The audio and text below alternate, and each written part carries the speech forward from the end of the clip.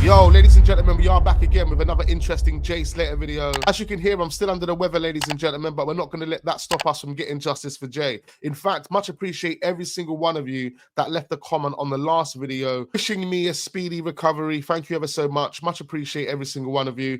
Make sure you hit the like button because we're about to delve into some interesting stuff. We're going to start with Jay's phone. I want to take ourselves back to Jay's phone for just 1 second. But before we get there, I want to give another massive shout out to Colin Waterman because he left a comment on yesterday's video, and that comment had me thinking, you are so right. Don't go anywhere because I want to share those thoughts with you, ladies and gentlemen, but let's start with this. Okay, so what we can see on the screen is an article that was published by the Mail Online, and this is a paragraph that I want to bring to your attention because what it says here is local guide, who is someone that leads hikes in Masca, he goes by the name of Tammy. He informs the Mail Online that there is a well-trodden path from Masca near the Airbnb where Jay stayed, which takes you down to a secluded beach. So there is a path that takes you from the Airbnb or somewhere close to the Airbnb right down to this secluded beach. The Mail Online reports that Jay's phone was found in Playa Juan Lopez, a very secluded beach. This paragraph in this article, ladies and gentlemen, is confirming two things. One, it confirms that there is a path that takes you from the Airbnb all the way to this secluded beach. And for two, it confirms that Jay's phone was found on that same secluded beach. Now, that's exactly what the Mail Online published, but who would have told the Mail Online that? Where would they have got that information from? Surely they wouldn't have published that information without fact-checking, especially at that point in time when all information was so crucial. The Mail Online has put that out there as if that's confirmed, verified information. Mail Online, Jay Slater. Wow, okay. Now, literally, I've just been doing a bit of digging. I'm going to quickly switch screens right now. So we've just switched over, ladies and gentlemen, because I typed into Google, Mail Online, Jay Slater phone found. Now, AI's overview, which is basically a summary of all of the information that is out there, basically states Jay Slater's phone was found, but not initially by the police. It says after his disappearance, his phone was found by a volunteer. What volunteer found his phone? What volunteer found Jay's phone? Who found Jay's phone? That is new information to me, ladies and gentlemen, because it was never confirmed to me that a volunteer had found Jay's phone. And that's according to the Mail Online. It says it was eventually handed over to the police. So that is extremely interesting right there, ladies and gentlemen. That right there, I've never seen before, never heard before.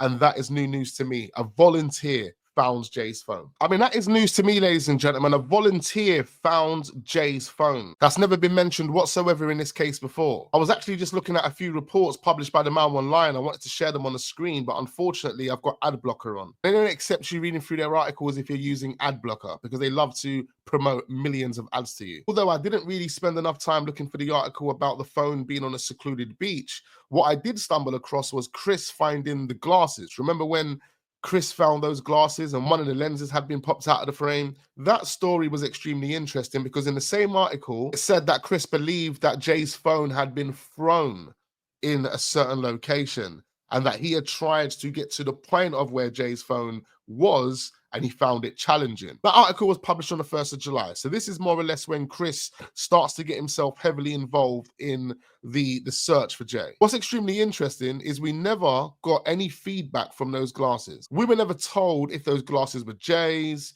if those glasses belonged to someone else that could have possibly been there with Jay. Like, those glasses were thrown out there like, oh my God, we found glasses that look like Jay's. I've given them to the Guardia Civil, and then that's it.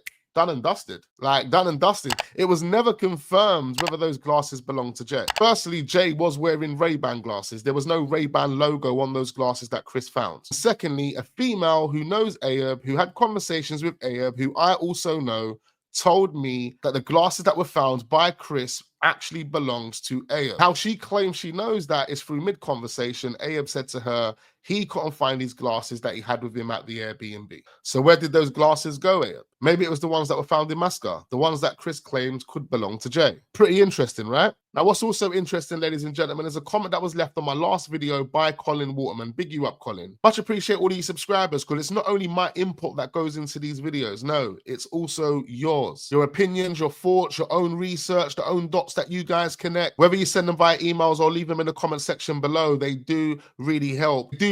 Especially with perspective. And that's the most important thing, trying to gain a perspective, trying to gain an understanding based off the information that we have. And not only Colin, there's a number of you that leave some fantastic comments. But the comment that was left by Colin is extremely interesting and is a very, very, very good point. He says, when you fall, the first thing you do is you put your arms out. He says you put your arms out and you try and twist around if you're falling backwards. Why no broken arms or legs? Why is Jay's head the main affected point concerning he's deaf? And that question is so on point, so valid. Makes you now think, hold on, if you're falling 100 feet, 200 feet in the air, that means you have got enough time to maneuver your body. Kind of means you've got enough time to use your arms and your legs to kind of break your fall, which is so logical. But in Jay's case, we aren't told about any broken arms.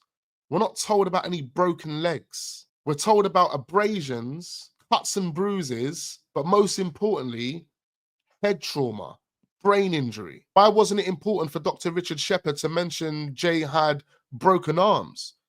Those broken arms are consistent with a fall from height because he was trying to break his fall as he was falling for such a great height. Why wasn't that explained in the inquest? Unless you're telling us what's happened to Jay is more or less what happened to Liam Payne. Another massive shout out to Love Your Life 2025, because their comment made it make sense. Because they said this line of following, which I think this line of inquiry was very much mentioned at the time of death of Liam Payne. Remember, Liam Payne was on his balcony and it is believed he threw himself off the balcony. However, it was deemed that Liam was already unconscious before he fell off the balcony. Hence why he never had any broken arms, because his arms weren't trying to protect his fall. He was unconscious. So if you're already unconscious and you're thrown off, you ain't going to be using your arms and your legs to break your fall. Love Your Life 2025 said it was made a very strong point in the Liam Payne case as he had not tried to stop the fall.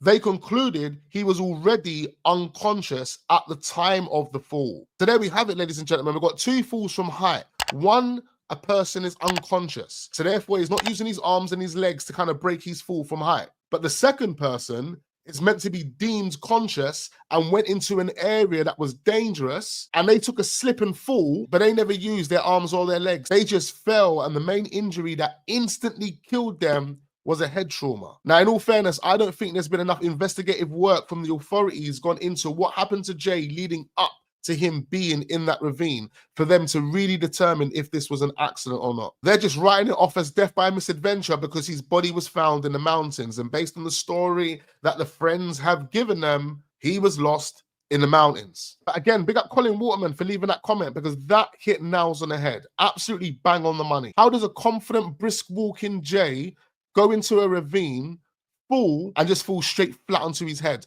Like, that makes no sense. The way they're making it out was like he just dived off the cliff. Think about it. If the guy was walking and he dropped, he's dropping feet first. So you would kind of expect his legs or his arms to break before he gets this traumatic head injury. But we're going to leave it there, ladies and gentlemen. Don't go anywhere, because we've got plenty more Jay Slater videos uploading, as well as other content that we're going to be dropping over the next days and weeks. Make sure we go nowhere. Hit that like button. Subscribe to this channel if we are newly watching. Tell a friend to subscribe to this channel as well. Turn all of your notification bells on. You don't want to miss out on future videos. I look forward to seeing you guys on the next one.